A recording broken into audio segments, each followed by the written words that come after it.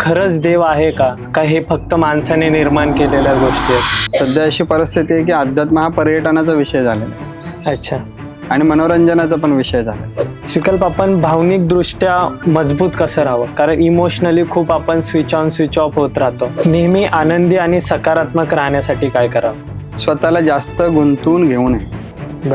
रिकामा वेळ जास्त हवा आपल्याकडे. नकारात्मकता कशी दूर करावी? श्रीकल्प, आपण आपल्या भविष्याची योजना करावी का ती परिस्थितीवरती सोडून द्यावी? कुठलीही गोष्ट करताना ना सतत भीती वाटते की ती होईल का नाही होईल, ती सक्सेस होईल का किंवा फेल झाली तर या गोष्टीला कसं ओव्हरकम करता येईल? श्रीकल्प, राशी भविष्य खूप लोक मानतात. लाईफमध्ये काय होणार आहे हे आधीच आपण प्रेडिक्ट करतो. या गोष्टीला तुम्ही कसं बघतात की याचा विश्वास ठेवला पाहिजे या कसं? त्याच्यातले बरेच लोक साडेसाती या गोष्टीला खूप घाबरतात. ह्या गोष्टीला कसं सांगाल तुम्ही?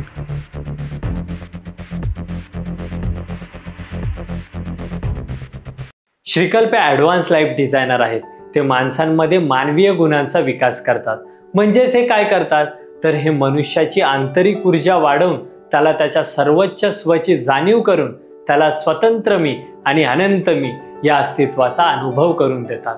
पण हा इतका जटिल आणि गूढ अनुभव ते अगदी सहजतेने तुमच्या आयुष्यातील आत्मसखा म्हणजे कॉम्पॅनियन बनवून देतात. आणि जीवनातील याच गूढ विषयांना धरून आज मी त्यांना काही प्रश्न विचारणार आहे. ते तुम्ही बघा, ऐका आणि आत्मचिंतन करा. आणि हा पॉडकास्ट तुम्हाला कसा वाटला ते मला कमेंटमध्ये नक्की कळवा. चला सुरुवात करूयात आपल्या या पॉडकास्टला. श्रीकल्प, आता आपण असे क्वेश्चन घेणार आहेत की जे यूथला नॉर्मल डेली लाईफमध्ये खूप येतात. त्यातला पहिला म्हणजे खरंच देव आहे का का हे फक्त माणसाने निर्माण केलेल्या गोष्टी आहेत? प्रश्न छान आहे. खरंच देव आहे का? तर मुळात हा प्रश्न आपण विचारला पाहिजे की ज्या अर्थी आपण आहोत याचा अर्थ कोणीतरी आहे अगोदर, याच्यामध्ये दडलेलं आहे. आपण जे आहोत म्हणजे आपल्याला कोणीतरी इकडे पाठवलेलं आहे. आपल्यासाठी ही व्यवस्था तयार केलेली आहे. ही व्यवस्था जर तयार नसती तर आपण काय असतो?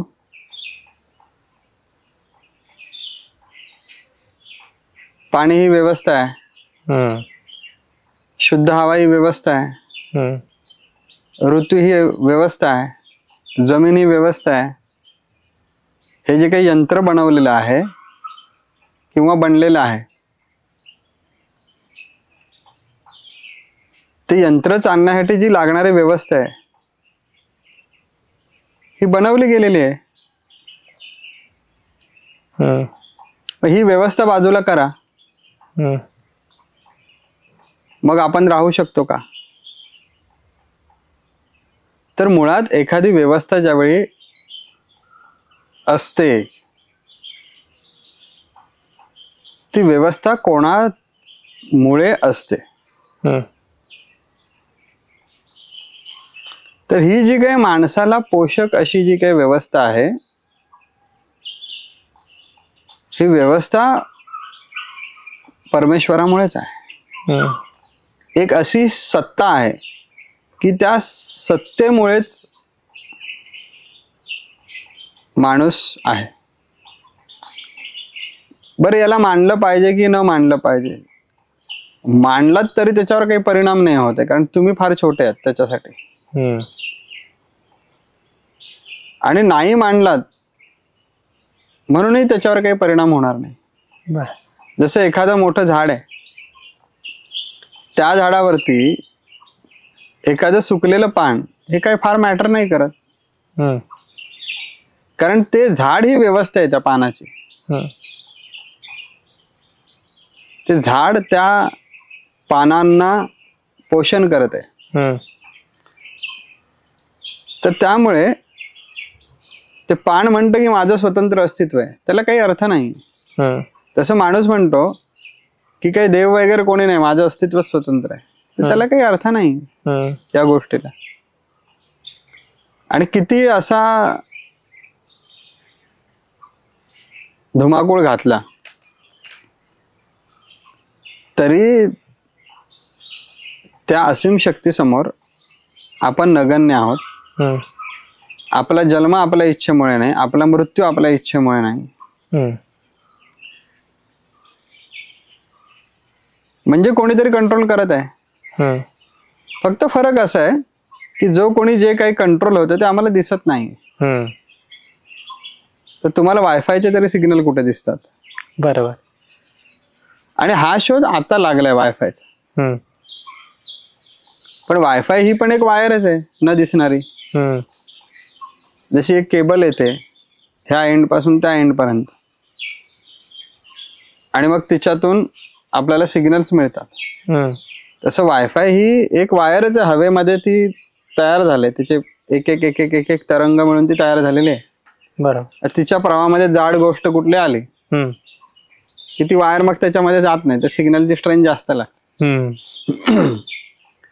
तसं आहे की हा फक्त मुळात प्रश्न माणसांना नाही. कधीतरी जंगलांचा अभ्यास करा. तुम्हाला असं वाटत असेल की जंगलामध्ये प्राणी आहेत म्हणजे एकमेकाला कधीही खाऊ शकतात, तर नाही. ते विशिष्ट दिवशी विशिष्ट वेळेला त्यांना त्यांच्यामध्ये ती इच्छा जागृत होते. आणि त्याच वेळी त्यांचा जो भक्षक असतो तो त्याचं काम करतो. म्हणजे अवतीभवती काही दुसरे प्राणी आहेत म्हणून काही लगेच अटॅक नाही होणार आहे. ते वातावरणामधून ह्या प्रकृतीमधून ते सिग्नल्स तसे ज्यावेळी क्रिएट होतात की आता शिकार करायची, त्याच वेळी ते शिकारी बद्दलचा भाव त्या मनामध्ये तयार होतो.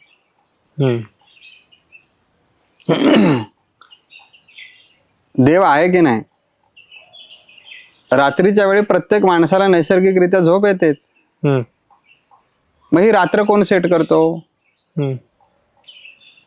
सकाळी पहाट झाली की पहाटेला आमच्यामध्ये असे कुठले तरी वाईट विचार येत नाहीत, पॉझिटिव्ह विचार येतात शक्यतो. मग ही पहाट कोण निर्माण करतो? तर आपल्यामधले हुशार म्हणतील की ती सूर्यचंद्रांची निर्मिती आहे, त्यांच्यामुळे होतं. मग सूर्यचंद्रांना कोण फिरवतं? नाही, मग त्यांच्यामध्ये ते काहीतरी एक फोर्स आहे, तो फोर्स फिरवतो. मग तो फोर्स का तयार झाला? हे काही कोणाला तरी बरं वाटावं आणि कोणाला बरं वाटू नये याच्यासाठी हे प्रश्न उत्तर नाही. माझं एकच म्हणणं आहे, जे आहे हे आहेच आणि ते राहतं. त्यामुळे जसं की सूर्य आहे, सूर्याचं दर्शन घेतलं तर चांगलं आहे सकाळी. पण तुम्ही त्याचं काही दर्शन घेतलं नाही, त्याला अर्घ्य चढवलं नाही म्हणून काही तो तुम्हाला काही शाप देतो असं नाही. तर हा आपल्या कॅपॅसिटीचा प्रश्न आहे. देव आहे की नाही, खरंच देव आहे की नाही. जर तुमची कॅपॅसिटी असेल तर जे सत्य आहे ते तुम्हाला दिसतं, आणि जर तुमची कॅपॅसिटी सत्याला समजून घ्यायची नसेल तर तुम्हाला तो दिसत नाही. तर त्याला पूर्ण कॅपॅसिटी पाहिजे आपली समजून घ्यायची. एक अर्धवट माणूस म्हणतो मीच हुशार आहे, समोर त्याच्या किती चांगल्या गोष्टी असल्या तरी त्याला त्या वाटत नाहीत की त्या खऱ्या आहेत म्हणून. तो दुसऱ्याचं अस्तित्व मान्य नाही करत. त्याला वाटतं मी आहे ना म्हणजे माझंच अस्तित्व आहे. तसं हा त्या माणसाच्या, त्या व्यक्तीच्या कॅपॅसिटीचा प्रश्न आहे, क्षमतेचा प्रश्न आहे. ज्यांच्यामध्ये ती क्षमता जागृत झालेली आहे त्यांना याच्यामध्ये जे अस्तित्व आहे परमेश्वराचं, हे अखंड अस्तित्व त्यांना दिसतं, जाणवतं. ज्यांच्यामध्ये ही कॅपॅसिटी निर्माण झालेली नाही अजून, त्यांना ते जाणवत नाही. तर त्यामुळे परमेश्वर आहे की नाही, परमेश्वराचं अस्तित्व आहे की नाही, तर मला ते जाणवतं आणि मी सांगेन हो आहे.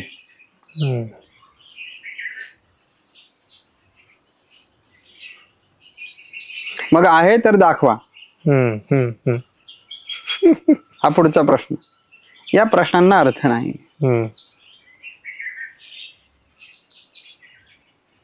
माझ्या मनामध्ये तुमच्याबद्दल किती राग आहे हे काय नुसतं दोन कानाखाली मारल्या म्हणजे व्यक्त होतो असं नाही. तर त्यामुळे जे मला समजलंय हे किती समजलंय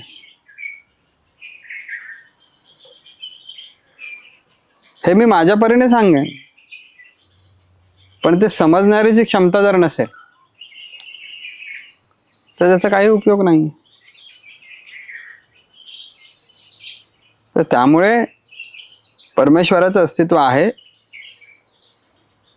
ते मला जाणवतं आणि त्याच्या अस्तित्वामुळेच आज मी जगतोय. हा माझा स्वतःचा अनुभव आहे. किंवा एखाद्या गोष्टीला लॉंग पर्यंत जर घेऊन जायचंय, कार्यरत राहायचंय, तर आपल्याला आध्यात्मिकता वाढवायची. जर ती वाढवायचा प्रयत्न केला तर ती काही वेळापुरताच आपल्याला काम करता येतं. जसं की 1 हप्ता आपण त्याच्यावर काम करू शकतो, 2 हप्ता, आणि नंतर परत बॅक टू नॉर्मल त्या रुटीन मध्ये होऊन जातो. मग हे कसं जास्त वेळपर्यंत आपण करू शकतो? अध्यात्म हा ऐकण्याचा विषय नाही, अध्यात्म हे पाहण्याचा विषय नाही. सध्या अशी परिस्थिती आहे की अध्यात्म हा पर्यटनाचा विषय झालेला आहे. अच्छा. आणि मनोरंजनाचा पण विषय झालेला आहे. तर हे दुर्भाग्य आहे. अध्यात्म हे जगण्याचं शास्त्र आहे, ही जगण्याची कला आहे. आणि ते जगलं पाहिजे. कधीपर्यंत जगलं पाहिजे? जिथपर्यंत श्वास सुरू आहे तिथपर्यंत जगलं पाहिजे. तर ते दररोज जगावं लागतं. एकदा झाडाचं रोप तुम्ही लावलात अंगणामध्ये की ते लावलं म्हणजे झालं नाही. मी आलो आणि मी एक छान आवळ्याचं रोप घेऊन आलोय आणि मी ते झाड लावलेलं आहे माझ्या बागेत, म्हणजे त्याला आवळे लागतील का? तर नाही. त्या गोष्टीला जोपासावं लागेल, त्या गोष्टीला वाढवावं लागेल. वाढवाल, जोपासाल, तसं तसं ते मोठं होईल, तसं तसं ते वाढत जाईल तुमच्यामध्ये. जसं वाढत जाईल तशी त्याची फळं तुम्हाला मिळत जातील. तसं अध्यात्म आहे. अध्यात्म हे जे आहे हे अध्यात्म आपल्याला जोपासावं लागतं, वाढवावं लागतं, काळजी घ्यावी लागते. ते जसं वाढेल तसं त्याचे तुम्हाला परिणाम चांगलेच परिणाम असतात त्याचे. त्याचा अनुभव, परिणामापेक्षा म्हणूया अनुभव, आपल्या हृदयामध्ये जागृत होतो. तर ही सततची प्रक्रिया आहे. जीवन 1 मिनिटात काही जगून तुम्ही थांबत नाही, ते चालूच असतं. तर तुम्ही आध्यात्मिक जगा किंवा तुम्ही अध्यात्माशिवाय जे जगताय तसं जगा. भाकरीला तूप लावून भाकरी खा किंवा कोरडी भाकरी खा, हा तुमचा निर्णय आहे.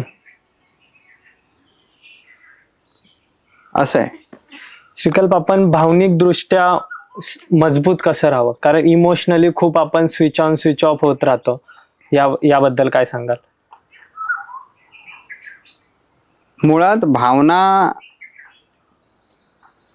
ही माणसाला संवेदना जी आहे ती संवेदनेचा देवाणघेवाण ही भावनांच्या आदान प्रदानामधून होते, ज्याला म्हणूया आपण कनेक्टिव्हिटी म्हणूया. जीवनाशी जोडण्याचं काम भावना करत असते. आणि तुम्ही जेवढे भावनिक आहात याचा अर्थ तेवढी तुमची कनेक्टिव्हिटी स्ट्रॉंग आहे.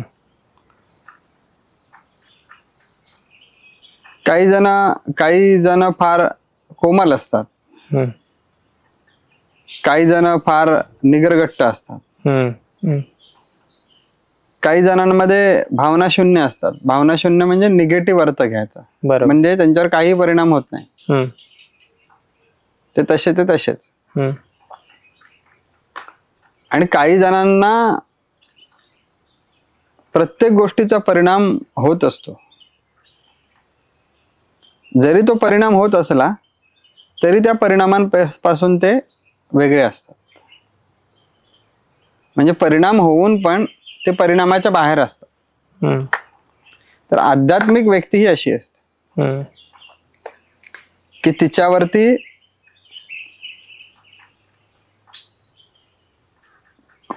बाह्य गोष्टींचा परिणाम होत नाही,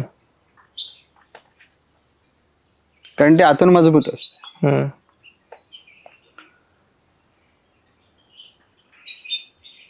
वेअरॅज ज्यांच्या अंतरंगामध्ये तेवढी क्षमता तयार झालेली नसते किंवा सकस आहार थोडक्यात घेतलेला नसतो, ते जास्त संवेदनशील राहून त्यांच्याशी घडणाऱ्या भावनांचा परिणाम लवकर होतो. तर भावनेला आपल्याला असंही जोडता येईल की पूर्वीच्या काळी सकस आहार होता, त्यामुळे त्यांचं आयुष्य जास्त होतं आणि त्यांच्या हाडांमध्ये शरीरामध्ये चांगली प्रतिकार शक्ती होती. बरोबर. तसंच आहे की ज्याच्यामध्ये सद्भावना आहे,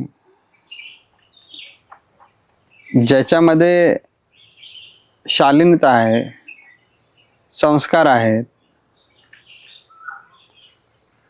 असा माणूस लवकर डिप्रेस नाही होत.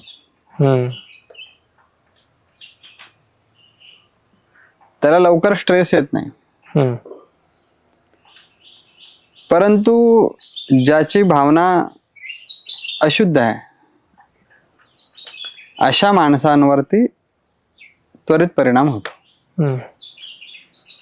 नेहमी आनंदी आणि सकारात्मक राहण्यासाठी काय करावं? नेहमी आनंदी आणि सकारात्मक राहण्यासाठी स्वतःला जास्त गुंतवून घेऊ नये. बर. रिकामा वेळ जास्त हवा आपल्याकडे.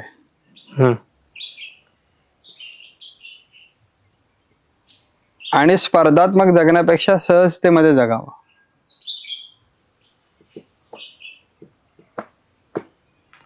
थोडक्यात जेवढे जास्त तुम्ही स्वतःसोबत वेळ घालवाल, स्वतः सोबत तेवढे तुम्ही सकारात्मक असता. श्रीकांत, नकारात्मकता कशी दूर करावी? नकारात्मकता दूर करण्यासाठी दुसऱ्यांची संगत सोडावी. माणूस स्वतःच्या जवळ जास्त जेवढा येतो तेवढी त्याच्यामध्ये सकारात्मकता वाढते, आणि माणूस स्वतःपासून जास्त दूर जातो तेवढी नकारात्मकता वाढते. कोणत्या गोष्टी नकारात्मक नसतात आणि कोणत्याच गोष्टी सकारात्मक नसतात, पण ज्या गोष्टींशी माणूस जोडला जातो, तर माणूस जोडल्यामुळे त्या गोष्टींना सकारात्मक आणि नकारात्मक हा अप्रोच तयार होतो. तर माणूस जर सकारात्मक असेल तर त्या गोष्टी सकारात्मक होतात, आणि माणूस नकारात्मक असेल तर त्या गोष्टी नकारात्मक होतात. तर त्यामुळे आपण जास्त गोष्टींच्या आहारी जाण्यापेक्षा, दुसऱ्यांच्या आहारी जाण्यापेक्षा स्वतःच्या जवळ या, स्वतःसोबत जास्त वेळ घालवा. स्वतःसोबत जास्त वेळ घालवणे म्हणजे मोबाईलवर जास्त वेळ घालवणे असा होत नाही. स्वतःसोबत राहणे याचा अर्थ हा स्वतःसोबत राहणे हा एक अनुभव आहे. जसं तुम्ही 100 लोकांमधून फक्त 5 लोकांचाच ग्रुप करून राहता तर तुम्हाला जास्त बरं वाटतं. 5 लोकांमधून तुम्ही एका व्यक्तीसोबतच राहता तर अजून बरं वाटतं. तसं एका व्यक्तीपासून एकटंच राहणं हे खूपच बरं वाटण्यासारखं आहे, पण ती कला जमली पाहिजे. आणि एकटेच राहतो त्याच्यापासून पण एकांतात राहणे,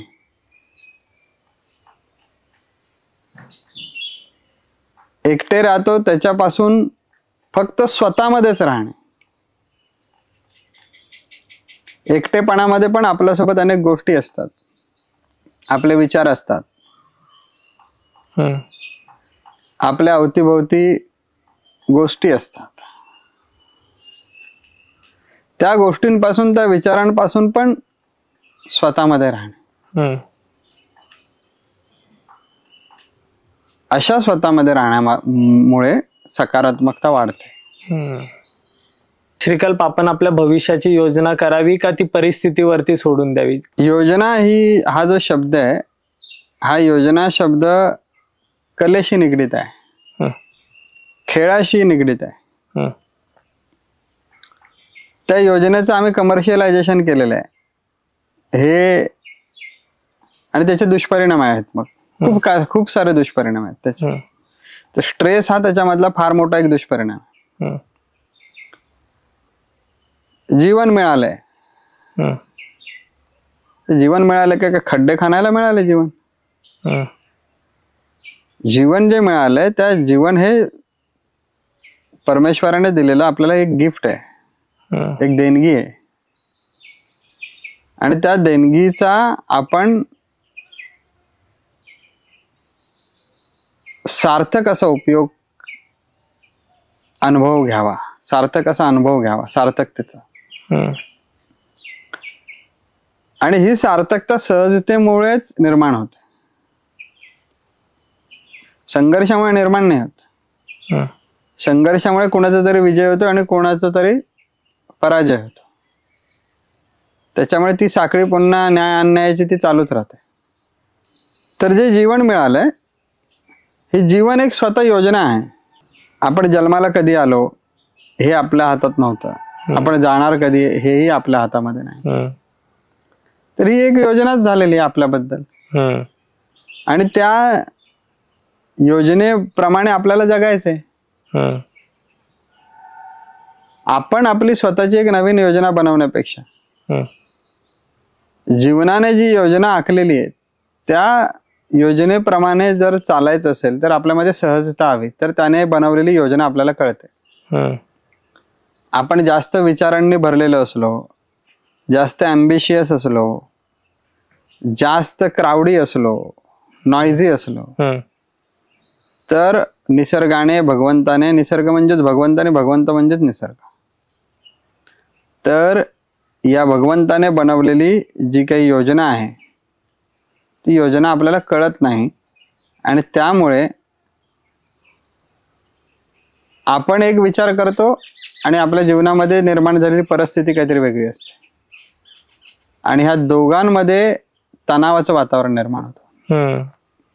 तर त्यामुळे मुळात योजना आपल्याला बनवायची नाहीये. कुठली योजना बनलेली आहे त्या योजनेमध्ये सहजतेने कसं चालता येईल याचा विचार केला पाहिजे. आणि जसं म्हटलं की योजना ही कलेशी आणखीन तिचा जास्त संबंध आहे. योजनेचा अर्थ काय तर साकारता, कुठली गोष्ट साकारली गेली पाहिजे त्याच्यासाठी योजनेची गरज आहे. आणि एखादी गोष्ट ज्यावेळी साकारली जाते त्या साकारल्या गेलेल्या गोष्टीतून सगळ्यांनाच लाभ असतो, समाधान असतं, आनंद असतो. मुळात माणूस जी योजना बनवतो त्या माणसातून सगळ्यांना आनंद होणारी योजना नसते, स्वतःला आनंद देणारी योजना असते. आणि म्हणून ह्या योजना फेल जातात. तर म्हणून जी निसर्गाने बनवलेली तुमच्यासाठी योजना आहे ती सर्वांसाठी बनवलेली योजना आहे. आणि म्हणून त्या योजनेमध्ये सहभागी होऊया आणि जगूया. श्रीकल्प, कुठलीही गोष्ट करताना ना सतत भीती वाटते की ती होईल का नाही होईल, ती सक्सेस होईल का, किंवा फेल झाली तर. मग या गोष्टीला कसं ओव्हरकम करता येईल? ज्यावेळी आपण योजना बनवतो स्वतःसाठी, दुसऱ्यासाठी बनवलेल्या योजनेमध्ये कधी वाटत नाही की फेल झाली तर, चांगली झाली तर. पण स्वतःसाठी बनवलेल्या योजनेमधून आपल्याला ते सतत वाटत राहतं की फेल झाली तर. तर ह्या भीतीतून बाहेर येण्यासाठीच सांगितलं ना की तुम्ही सहज जगाव, तुम्हाला योजना बनवायची काही गरज नाही. आणि माणसाने किती मोठी योजना बनवली तरी ती अपूर्णच, कारण माणूस अपूर्ण आहे. अपूर्ण माणसाने बनवलेली गोष्ट अपूर्ण.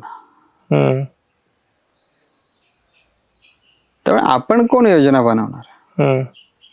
हा आपला भ्रम आहे की आपण योजना बनवूया म्हणून. आणि आपण बनवलेली योजना, आपण योजना आधी मुळात बनवतच नाही. आपण ह्या गालावरती एक कानफाडत मारून 100 भेटल्या कानाखाली, हा गरम होतो गाल म्हणून हा करतो. तर आपल्याला वाटतं बघा आपण आता मार थांबवलेला आहे. मुळात कुठल्याही योजनेने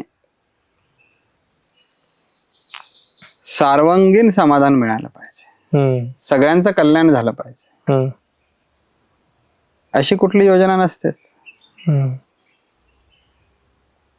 एवढ्या आता योजना बनतात, त्याच्यात ठराविक लोकांना लाभ मिळतो आणि ठराविक लोक त्या योजनेतून मोठे होतात. इतर लोक ते जसे आहेत तसेच असतात. ज्यांच्यासाठी योजना बनवलं त्यांच्यापर्यंत योजना पण पोहोचत नाही, अशी परिस्थिती आहे. पण त्या योजनेचे क्रेडिट भलतेच खाऊन जातात, त्या योजनेवर भलतेच मोठे होतात. म्हणून आपण योजना बनवली पाहिजे याच्यावर माझा विश्वास नाही. त्याने जी वरून योजना बनवली त्या योजनेप्रमाणे जर जगलो तर आपल्याला योजनाच बनवायची काही गरज नाही. आणि जो त्याने बनवलेल्या योजनेप्रमाणे जगत नाही तो मग साईड ट्रॅक होतो आणि मग त्याच्यावर योजना बनवण्याची पाळी येते. काय बनवली होती योजना? की झाडं कापू नका, जमिनीमध्ये रसायनं घालायची काही गरज नाही. पण आम्ही ऐकलं का? आम्ही त्याच्या योजनेशी समरस नाही होऊ शकलो. आम्ही आमच्या योजना बनवल्या, अजून काही वेगळं करता येईल, अजून काही वेगळं करता येईल. झाडं कापली, कॉन्क्रिटीकरण करून टाकला. आज निसर्गाचा समतोल केलेला. आज ऋतू कुठे आहेत व्यवस्थित?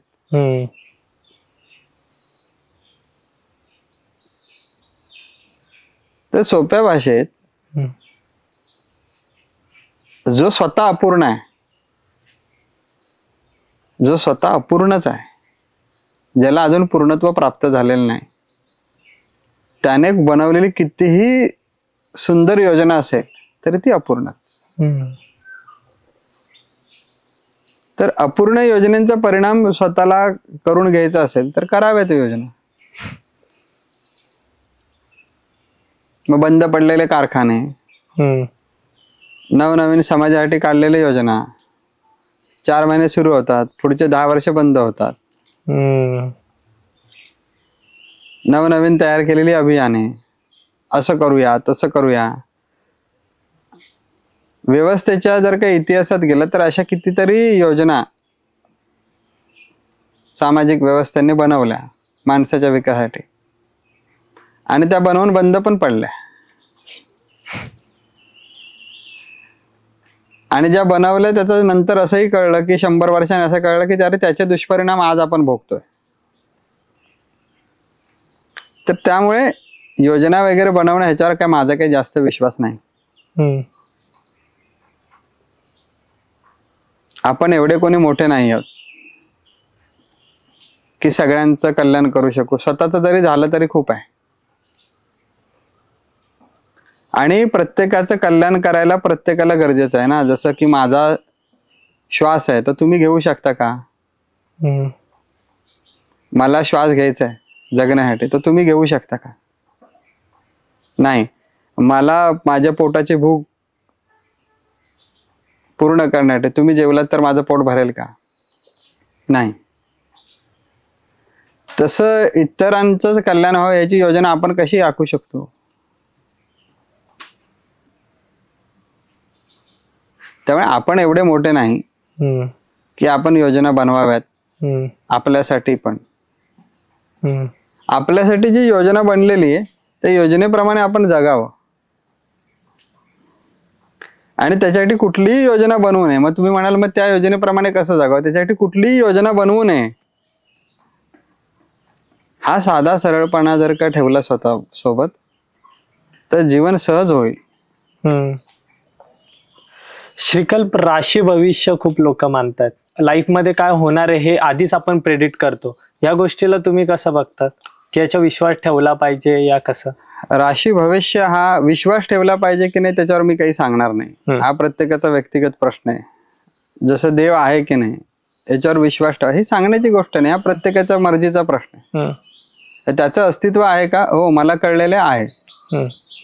तुम्ही शोधून पहा, तुम्हाला सापडलं तर ठीक, नाही सापडलं तर तुम्ही क्षमता वाढवा. तसं राशी भविष्य ह्या गोष्टी अशा आहेत. भविष्य हा शब्द काढून टाकूया. आपण ज्या पृथ्वीवरती राहतो त्या पृथ्वीच्या अवतीभवती जे काही ग्रहांची स्थिती आहे, त्या ग्रहांच्या स्थितीचा परिणाम आपल्यावर होत असतो. आज असं समजून घ्या की सूर्य उगवलाच नाही, म्हणजे सूर्याचा प्रकाश आलाच नाही, तर वनस्पती जगतील का? नाही. वनस्पती जगल्या नाहीत तर प्राण्यांचं पोषण कसं होणार? प्रकाश आला नाही तर पाण्यामध्ये शुद्धता राहील का? प्रकाशच नसेल तर हवेमध्ये ऑक्सिजन राहील का? म्हणजे एका सूर्याचा परिणाम असा होतोय. त्याच सूर्याशी संबंधित हे इतर ग्रह आहेत, त्यांचाही परिणाम ह्या समस्त जीवनाशी, जीवन घटकांशी आहे. आणि त्या ग्रहांचा अभ्यास करून त्यांच्या जवळ येण्याने, त्यांच्या दूर जाण्याने, त्यांच्या विशिष्ट पद्धतीच्या रचनेने होणारा प्रकृतीच्या परिणामांवर होणारा परिणामाचा अभ्यास हजारो वर्षापासून केलेला आहे. हा एक अध्यात्माचाच भाग आहे. अध्यात्म अखंड शास्त्र आहे. बाकी सगळे खंडन झालेले शास्त्र आहेत. तर त्याचा जो काही निरीक्षण, अभ्यास करून जे काही त्याची जी काही रचना झाली, त्याच्यातला भाग म्हणजे हे राशीफळ, भविष्य, ग्रहांचे होणारे परिणाम, अशा गोष्टी आहेत. तर नक्की आहे, नक्की होतो परिणाम. आपल्या शरीरामध्ये सगळ्यात जास्त पर्सेंटेज पाण्याचं आहे. भरती ओटीचं शास्त्र आहे. समुद्र अमुक वेळेला भरती येते, अमुक वेळेला ओटी येते. जर भरतीच्या वेळी जर का एखादी वेन कापली गेली तर रक्त वाहण्याचं जे प्रमाण आहे, त्याचा जो वेग आहे तो जास्त असतो, अंगातून रक्तस्राव जास्त होऊ शकतो. वेरज ओटीच्या वेळी जर का आपली वेन एखादी कापली गेली आणि त्याच्यातून रक्त असेल तर ते कमी प्रमाणात आहे. हे असं आहे. तुम्ही माना अगर नका मानू, ते मानणे ही गोष्ट मुळात कशी आहे की अनुमानावरून जीवन जगता येत नाही, अनुभवाशी जोड जीवनाची आहे. अनुमान ही गोष्ट फार वरची आहे, ऐकीव आहे, सांघिक आहे. कोणी असं म्हणालं की तू शूरतेचं जीवन खूप चांगलं असतं म्हणून काय सांगून काय त्याचे काय 40 वर्ष जगली जातात? त्याच्यासाठी जगावं लागतं. तर खऱ्या खोट्या ह्या ज्या काही गोष्टी जे लोक सांगतात टीव्हीवरती आणि पुस्तकं लिहितात आणि निषेध करतात, आणि हे अनुमान आहे सगळं. जगून बघा. जगल्याशिवाय कळत नाही. तर त्यामुळे सूर्याचा प्रकाश कमी झाला, आभाळ आलं की भाज्यांवरती, फुलांवरती मावा पडतो. हे साधी गोष्ट माहिती आहे शेतकऱ्यांना. तर त्यामुळे ह्या गोष्टींचा परिणाम होतो का? होतो. ते कोणाला कळत नाही की जे आपल्या काचेच्या केबिन मधून बाहेर येत नाहीत, किंवा सकाळी जे 7 ला ऑफिसला जातात ते संध्याकाळी 6 ला येतात, त्यांना ह्या गोष्टी माहीत नसतात. कारण ते जे नैसर्गिक जीवन जे आहे त्याच्याशी त्यांचा संबंध तुटलेला आहे बऱ्यापैकी. तर त्यामुळे ह्या गोष्टी आहेत का? ह्या गोष्टी आहेत. परमेश्वर आहे का? हो आहे. तो आहे म्हणूनच आपण आहोत.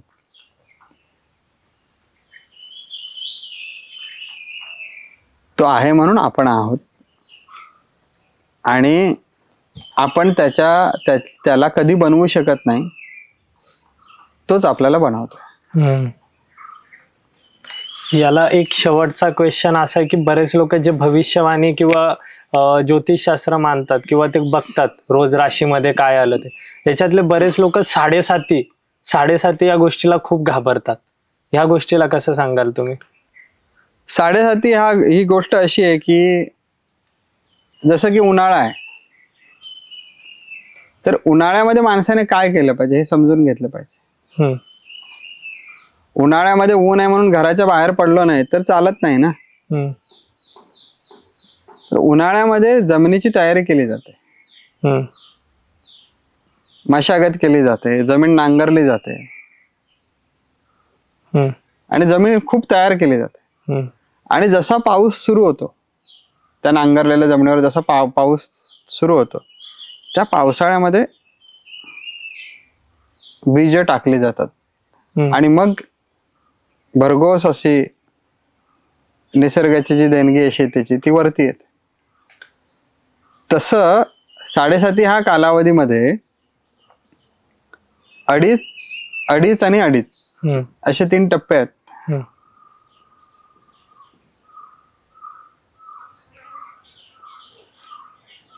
तर ह्या साडेसातीच्या कालावधीमध्ये तुमची नांगरणी होते त्या व्यक्तित्वाची.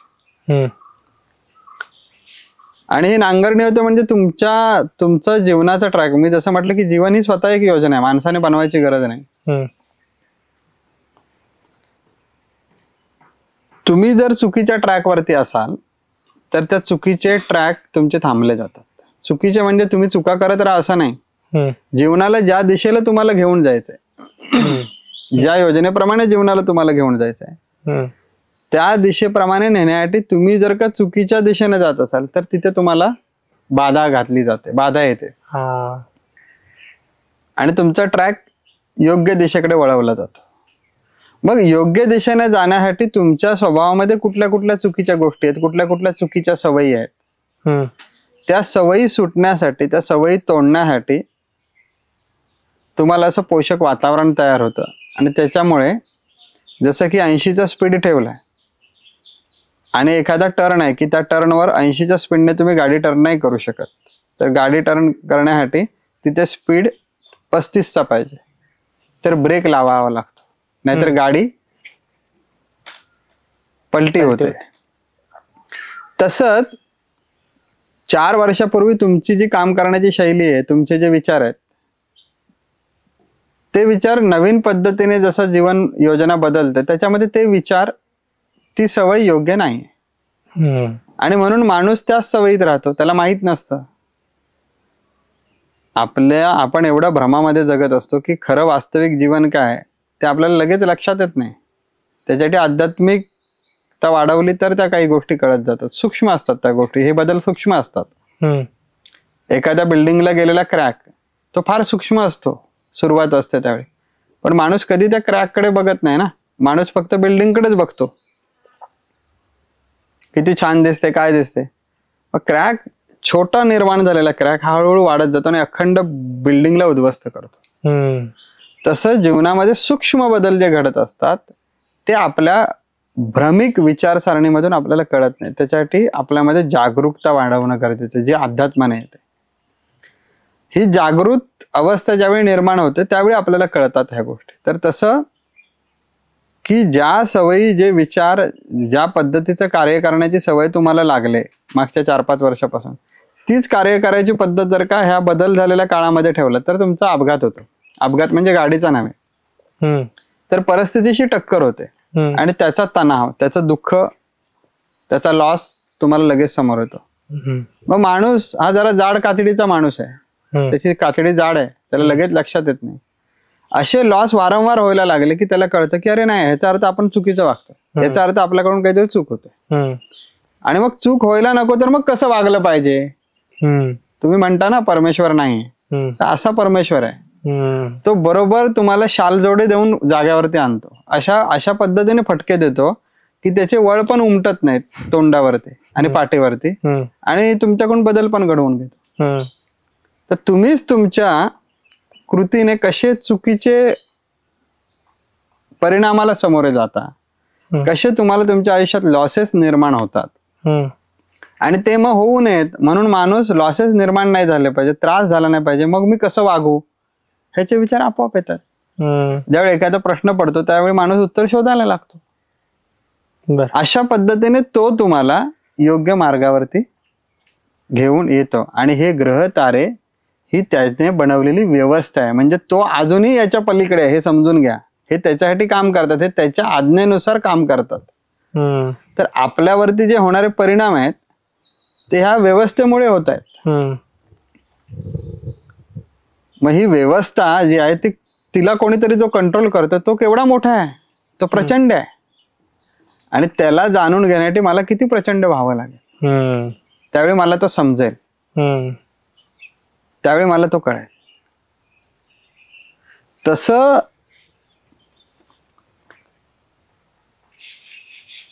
साडेसातीच्या कालावधीमध्ये फटके बसतात आणि लोक घाबरतात. तर याच्यामध्ये घाबरण्यासारखी गरज नाहीये. साडेसाती हे तुमच्या जीवनामध्ये नवीन स्थित्यांतर निर्माण होणारी घटना आहे. तुम्ही पूर्वी ज्या ठिकाणी आहात तिथून तुम्ही नवीन बदलाकडे चाललेले आहात आणि ते जीवनाच्या योजनेप्रमाणे घडतंय. अशा पद्धतीने हा ट्रॅक आहे खरं साडेसातीचा. त्याच्यामध्ये नको असलेल्या गोष्टी आपल्यापासून दूर होतात, ज्यांचा आणि आपला काही संबंध असायला नाही पाहिजे अशा गोष्टी दूर होतात. अशा गोष्टींची ऍडिशन होते की ज्याचा खऱ्या अर्थाने आता उपयोग होणार आहे. अशा नवीन गोष्टी आपल्या स्वभावामध्ये, आपल्या जीवन प्रवासामध्ये नवीन गोष्टी त्यांची वाढ होते. आणि मग माणसाला एवढंच दिसतं ना, सर्वसामान्य माणूस हाच विचार करतो, अरे माझं हे नुकसान झालं, अरे माझं ते नुकसान झालं, अरे अरे रे खूपच दुःखात आहे. तर अध्यात्म सांगतं दुःख मुळात काय, ते दुःख नको असेल तर कसं आपण स्वतःला बनवलं पाहिजे, ह्या अशा गोष्टी आहेत. तर साडेसातीच्या कालावधीमध्ये त्रास होतो, पण होणारच.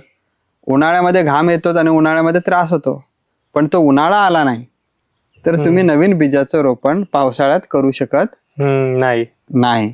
त्याच्यामुळे तुमच्या जीवन नाविन्यपूर्ण घडण्यासाठी साडेसाती ही आलेली असते. त्याच्यामधूनच नाविन्यचं रूप जीवनाला प्रगट होतं.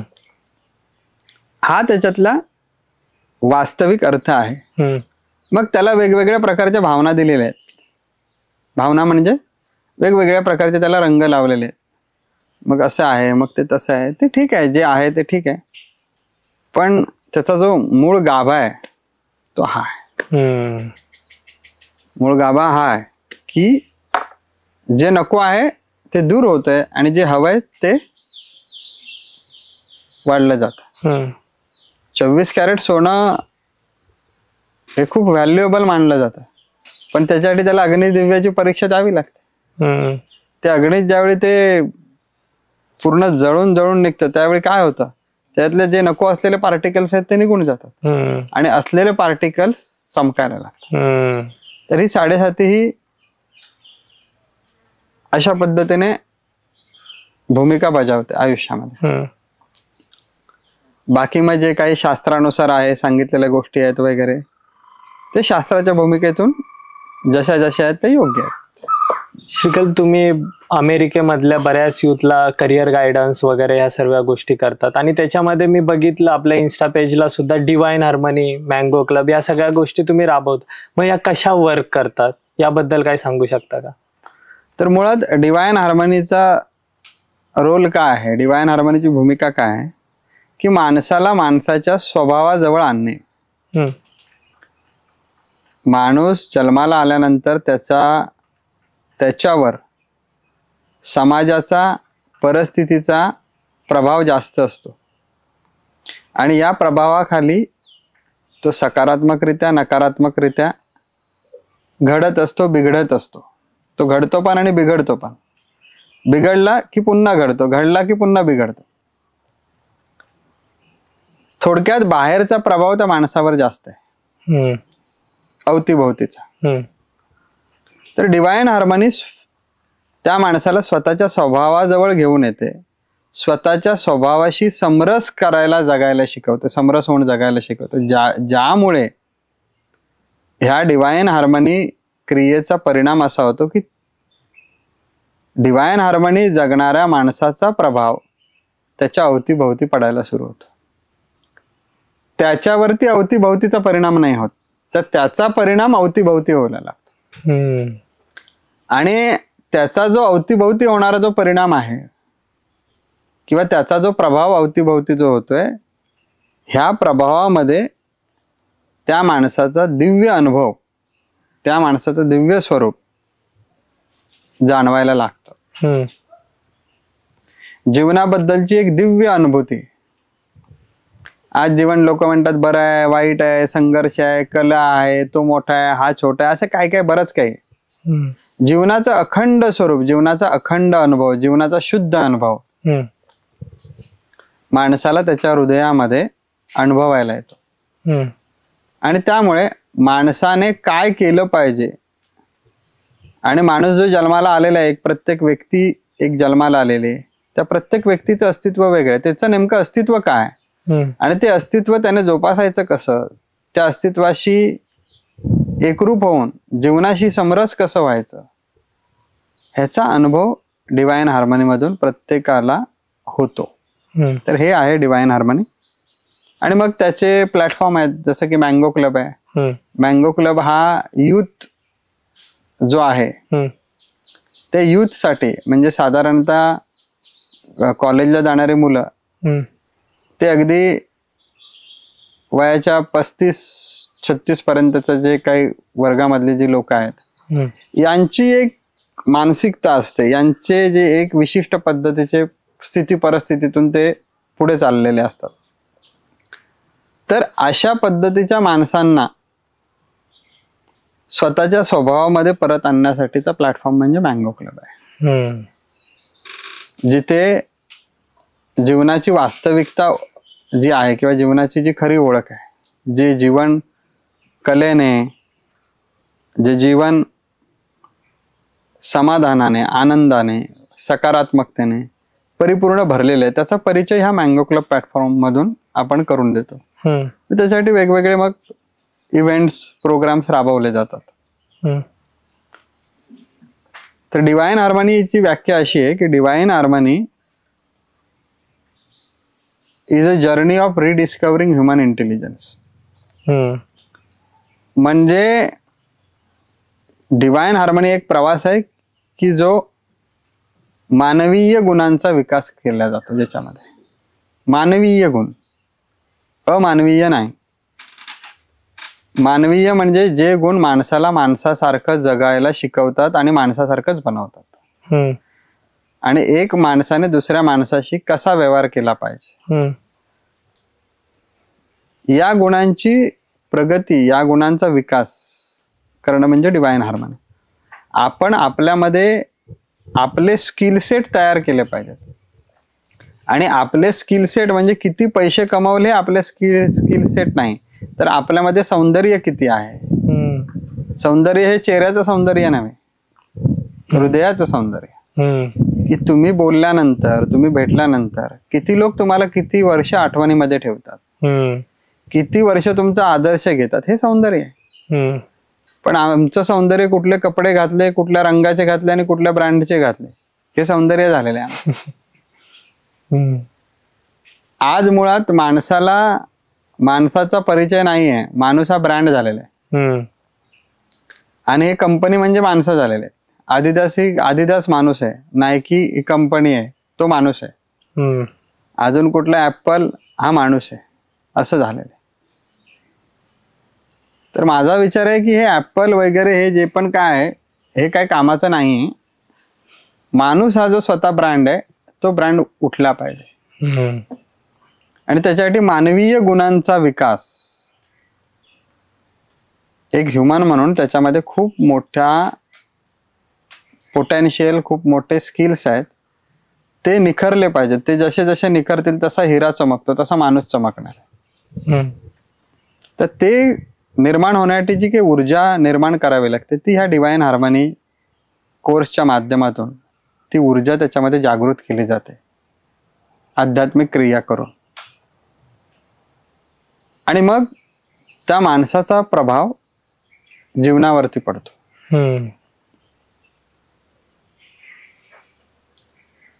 तर हे आहे डिवाइन हार्मनी.